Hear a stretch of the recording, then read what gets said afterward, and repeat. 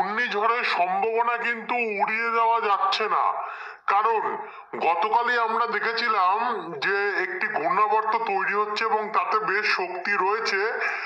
Gusting মোডে দেখেছিলাম আমরা প্রায় 80 কিলোমিটারের কাছাকাছি এবং বায়ু মোডে দেখেছিলাম 60 কিলোমিটার। তবে 65 কিলোমিটার যতক্ষণ না অবধি হচ্ছে কোনো ঘূর্ণাবর্ত, ততক্ষণ অবধি সেটি ঘূর্ণিঝড় আখ্যা পায় না। আজ তাতে অনেকটাই পরিবর্তন ঘটেছে এবং ঘূর্ণিঝড় প্রায় হয়েই গেছে, এটা ধরতে পারেন। আমরা দেখাবো কোন কোন জায়গায় এই ঘূর্ণিঝড়ের এফেক্ট পড়তে পারে, অর্থাৎ সত্যি ঘূর্ণিঝড় হবে না শেষমেশ গিয়ে আবার একটা গভীর নিম্নচাপে পরিণত হয়ে যাবে, তারপরে গিয়ে স্থলভাগে আছড়ে পড়তে পারে।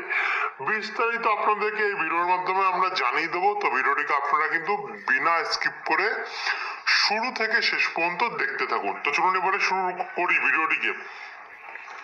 আমরা সবার প্রথমে যাব, দেখুন 30 তারিখ শুক্রবার তো আপনারা দেখতে পাচ্ছেন যে ঘূর্ণাবর্ত তৈরি হয়েছে এবং এটা বেশ শক্তিও বৃদ্ধি করছে।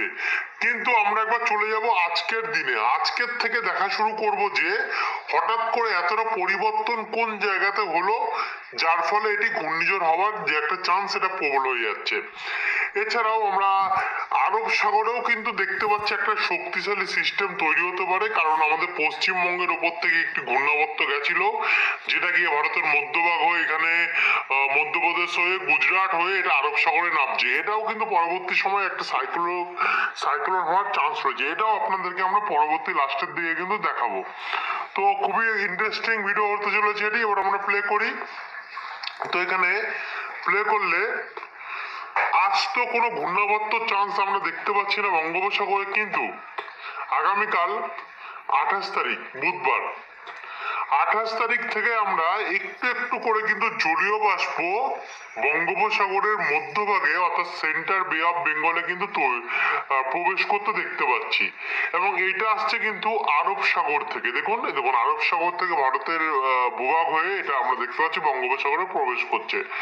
তারপরে 28 তারিখের পর যদি আমরা 29 তারিখ অর্থাৎ বৃহস্পতিবারের দিকে যাই, বৃহস্পতিবারে কিন্তু এটি একটু নর্থ ইস্টের দিকে কিন্তু একটু একটু করে বাঁক নিচ্ছে, অর্থাৎ একটা ঘূর্ণাবর্তের আকারে কিন্তু পরিবর্তন হতে চলেছে। কিন্তু আমরা দেখতে পাচ্ছি কখনো এটাতে লো প্রেশার লো এল দেখাচ্ছে অর্থাৎ লঘুচাপ এরিয়া দেখাচ্ছে, কিন্তু 29 তারিখ ভোর 5টার মধ্যে কিন্তু অনেকটা এটি ঘূর্ণাবর্তের অর্থাৎ সাইক্লোনিক আকার নিয়ে নেবে, সাইক্লোনিক সার্কুলেশন। তারপরে একটু এগিয়ে গেলে 29 তারিখের মধ্যে কিন্তু পুরোপুরি ভাবেই দুপুর 3টের সময় আমরা দেখতে পাচ্ছি ঘূর্ণাবর্তের আকার নিয়ে নেবে এবং তাতে লঘুচাপ রেখাও থাকবে অর্থাৎ লো প্রেশার এরিয়াও থাকবে। কিন্তু সেই সময় যদি আমরা এর সর্বোচ্চ গতি দেখি, এখন কিন্তু আমরা রয়েছি ঝাপটা মোডে, সর্বোচ্চ গতি 63 কিলোমিটার দেখতে পাচ্ছি। তো একবার যদি আপনাদেরকে আমরা বায়ু মোড দেখাই, সেই সময় বায়ু মোড বলছে 52 কিলোমিটার, মানে তখনও এটি ঘূর্ণিঝড় কিন্তু আখ্যা পাচ্ছে না। তো আবার আমরা চলে যাব এখানে বায়ুর ঝাপটা মোডে এবং আবার আমরা দেখা শুরু করব। তো 29 তারিখের পর যদি 30 তারিখ যাই আমরা, 29 তারিখ দেখুন রাত্রেবেলার মধ্যে এটি কিন্তু 65 কিলোমিটারই থাকছে এবং 63 থেকে 65 বা 60 কিলোমিটার, দেখুন কোথাও কোথাও 60 কিলোমিটার বা 65 কিলোমিটার আমরা দেখতে পাচ্ছি। তো একটু এগাবো, এগিয়ে গিয়ে এটা কিন্তু 30 তারিখ ভোর 3টের দিকে আন্দামান এবং নিকোবর দ্বীপপুঞ্জের ওপরে প্রচন্ড প্রভাব ফেলবে 64 কিলোমিটার প্রতি ঘন্টায় বায়ুর ঝাপটা নিয়ে, যাতে ব্যাপক পরিমাণে ঝড় এবং বৃষ্টির পরিস্থিতি এই জায়গাগুলিতে তৈরি হতে পারে। তো এবার আমরা যেহেতু আমাদের গন্তব্য ভারত উপকূল, তার জন্য একবার আমরা দেখে নেব এগিয়ে গিয়ে। তো 30 তারিখ সকালবেলা বা দুপুরবেলার মধ্যে কিন্তু এটি আরো শক্তি বাড়াবে এবং শক্তি বাড়ানোর কারণে এটি 74 কিলোমিটার প্রতি ঘন্টায় বায়ুর গাস্টিং এ পৌঁছে যাবে গিয়ে, মানে শুক্রবারে এই মাসের মধ্যেই। একবার যদি আমরা বায়ু দেখি, বায়ু মোডে কত রয়েছে, 65 কি ক্রস করলো। বায়ু মোড বলছে 58 কিলোমিটার, তখনও লক্ষ্য করতে পারছি, অর্থাৎ তখনও কিন্তু এটি ঘূর্ণিঝড়ের আখ্যা পাচ্ছে না। তো আমরা চলে যাব আবারও বায়ুর ঝাপটা মোডে, বায়ু মোডে দেখলাম। তো এরপরে আমরা এগিয়ে যদি যাই, এগিয়ে গেলে দুটোর সময় যদি আমরা দেখি তাহলে দুটোর সময় কিন্তু 76 কিলোমিটার প্রতি ঘন্টায় উঠছে, এবং আরেকটু এগিয়ে গিয়ে আমরা 64-69 কিলোমিটার প্রতি ঘন্টায় দেখতে পাচ্ছি সর্বোচ্চ গতি। মানে এটা কিন্তু বন্ধুরা শক্তি বাড়াতে পারে। শনিবার 31 তারিখ অর্থাৎ 31 তারিখের মধ্যে আমরা দেখতে পাচ্ছি এটি এগোচ্ছে বায়ু ঝাপটা মোডে, কত সর্বোচ্চ 68 কিলোমিটার প্রতি ঘন্টায় বায়ুর ঝাপটা। আমরা যদি একবার বায়ু মোড দেখি তাহলে কিন্তু বায়ু মোড বলছে 62 কিলোমিটার প্রতি ঘন্টা। তো একবার দেখে নেবো এটা 65 কখন উঠছে। 30 তারিখেই কিন্তু এটি দুপুর বেলা, 30 তারিখেই দুপুর বেলা অর্থাৎ দুপুর থেকে সন্ধ্যার মধ্যে এটা কিন্তু 65 বা সর্বোচ্চ 65 উঠলে কিন্তু আমরা ঘূর্ণিঝড় আখ্যা দিতে পারি। তবে 65 কিলোমিটার কিন্তু প্রতি ঘন্টায় উঠে যাচ্ছে, মানে আমরা এটাকে এখন ঘূর্ণিঝড় আসনা হিসাবে বলতেই পারি, যেহেতু 65 কিলোমিটার উঠেছে। তো এখন দেখার কথা এটি আছড়ে পড়ার সময় ঘূর্ণিঝড় থাকবে কিনা। তো আমরা যদি আরেকটু এগিয়ে যাই, এগিয়ে গেলে দেখুন এটা কিন্তু কমজোরি হতে পারে, কারণ যেহেতু উপকূলের যখন একদম কাছে আসছে তখন কিন্তু এটি কমজোরি হচ্ছে এবং 60 কিলোমিটার হচ্ছে। তার মানে এখনো কিন্তু এটাতে সম্ভাবনা খুবই কম রয়েছে যে ঘূর্ণিঝড় হবে কিনা। তবে শেষমেশ যখন আছড়ে পড়ার আগে কত কিলোমিটার থাকবে একবার দেখে নেবো আমরা।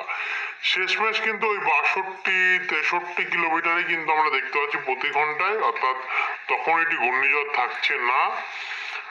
31 তারিখের মধ্যে গেলে আমরা দেখতে পাচ্ছি এটি কত কিলোমিটার থাকবে, 64। মানে আবারও আছড়ে পড়ার পরে, আছড়ে পড়ার সময় কিন্তু এটি আবারও 65 কিলোমিটার উঠছে। দেখুন 65 কিলোমিটার উঠছে, তার মানে শক্তি প্রথমে কমাবে, বাড়িয়ে কমাবে, তারপরে আবারও আছড়ে পড়ার সময় কিন্তু এটি শক্তি বাড়বে।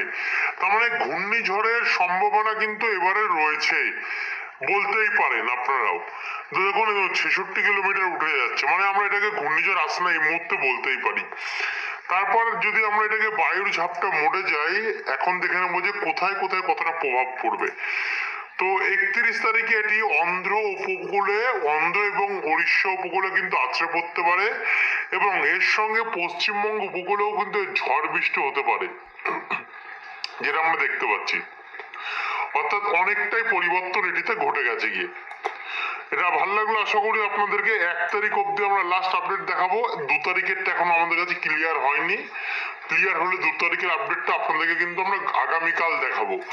তো এবার আমরা চলে যাব, দেখুন এটা কিন্তু আমরা সমস্তটা দেখালাম জিএফএস মডেল, কারণ আমাদেরকে অনেক সময় জিএফএস মডেল কিন্তু সত্যি একদম অ্যাকুরেট আপডেট দিয়ে থাকে।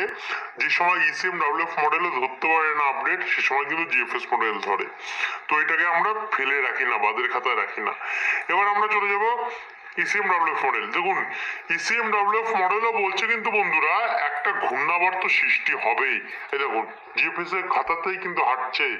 হ্যাঁ অবশ্যই আপনার বললাম না জিএফএস মডেল কিন্তু অনেকটা সত্য অ্যাকুরেট বলে, তবে ইসিএম ডাব্লিউএফ মডেল জিএফএস এর খাতাতেই হাঁটছে। এখন দেখা যাক ঘূর্ণিঝড়ে কতটা পরিস্থিতি বাংলার উপরে কতটা কি প্রভাব ফেলতে পারে। তবে সিস্টেম যে তৈরি হচ্ছে এটা কিন্তু দুটো মডেলই আমাদেরকে কনফার্ম বলছে। আর এদিকে আরব সাগরে একটা শক্তিশালী সিস্টেম অর্থাৎ ঘূর্ণিঝড়ের চান্স রয়েছে, এটাও আপনাদেরকে দেখিয়েছে। দেখুন 72 কিলোমিটার প্রতি ঘন্টায় বায়ুর ঝাপটা মোডে আমরা দেখতে পাচ্ছি। তো এই হচ্ছে ঘূর্ণিঝড়ের টোটাল আপডেটটা, যেটা আপনারা সবাই দেখতে যাচ্ছেন। অনেকদিন ধরে কমেন্ট করছিলেন, গতকাল থেকে আমরা দেওয়া শুরু করেছি, এবার প্রত্যেকদিন দেব যতদিন না অবধি আমরা দেখতে পাচ্ছি কোনো শক্তিশালী বা বড়সড় কোনো প্রভাব তৈরি হচ্ছে না, তো তৈরি না হচ্ছে ততদিন অবধি। এবার আমরা চলে যাবো বজ্রবিদ্যুৎ মোড়ে, গিয়ে দেখে নেবো যে কোথায় কোথায় কতটা বৃষ্টি পড়তে হতে পারে। দেখুন আজ ইতিমধ্যে বৃষ্টি আরম্ভ হয়েছে দক্ষিণবঙ্গের কিছু কিছু অংশে।